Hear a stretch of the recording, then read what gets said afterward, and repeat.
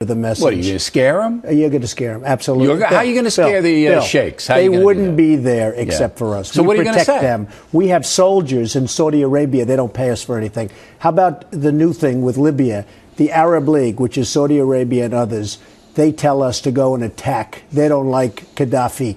Attack. They don't pay us. We're going to spend. We have already spent $1 billion. Okay. Worst case scenario, though. Wait a minute. We've spent $1 billion. Why aren't they paying us? Fine. In a fair world, they would. You know where Libyan oil goes to?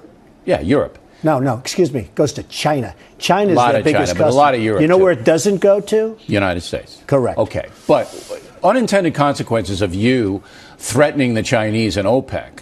I mean, that's going to have a big blowback on the United States. Now, it sounds good to be a tough guy. I'm a tough guy. You know that. You're a tough guy. Okay. All right. You're a tough but guy. the blowback, all right, from China and OPEC could really, really harm the country. The only thing you have to fear is fear itself. I'm so FDR. Surprised. I'm so surprised at you. Let me tell you something. So surprised. The mere threat of doing that, and they know it's right. Then why hasn't Obama or Bush done it? Bill, because they don't have the capacity to do it. Let me just tell you something. To do it? Maybe they're not smart enough. Maybe they're not tough enough. Maybe they don't have the right ingredient to do it, and they should absolutely be doing it. The mere putting on a tax on China, you're never going to have to do it because they're going to come to you, they're going to call you, and I don't mean where you give them a big party for their president who's been screwing us for years and years and years at the White House. They're going to call you and say, what do we have to do? Because we are rebuilding China. You go to China, they're building airports, they're building bridges, they're building cities, bigger than New York City, all with our money, mostly with our money. Okay. So you're going to be the tough guy. You know what I noticed the other day, Bill? What? I was watching a great documentary on China. And they're building bridges all over China, massive bridges, like the Verrazano Bridge, like the George Washington Bridge, like we used to. When was the last time you saw a bridge being built in this country? It doesn't happen anymore. When was the last time you saw an airport being built in this country? It doesn't happen anymore. Okay. We're policing the world. We're in Iraq. We're in Afghanistan. We're in Libya. We're all over the place policing it. And China is out spending more money than us on taking over the world economically. We're fools, Bill. Our leaders are fools. Okay. You're going to be a tough guy if you're elected president. I'm not going to be a tough guy. Yeah, you are. You're going to scare me down. I'm not a tough guy. I think I'm a smart guy. Okay, let's not use the word tough.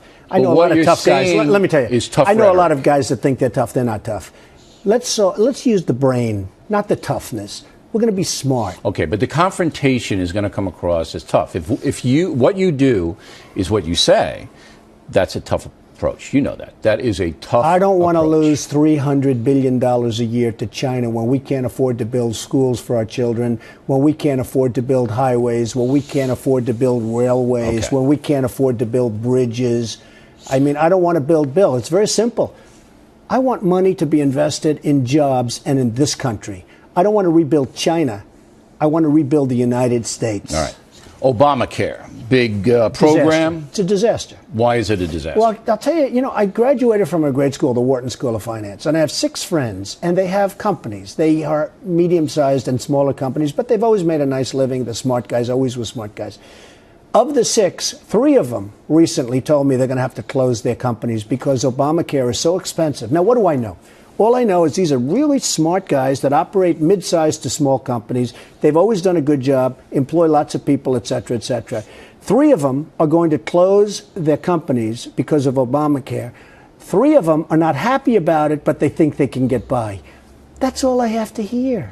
Do you believe the federal government has an obligation, a moral obligation, to provide people who can't afford health insurance with health insurance? I certainly would like to see. I have a big heart. I really do, despite what you may think. I have a great, big, fat, beautiful heart. And when people are in trouble, I like to help them out.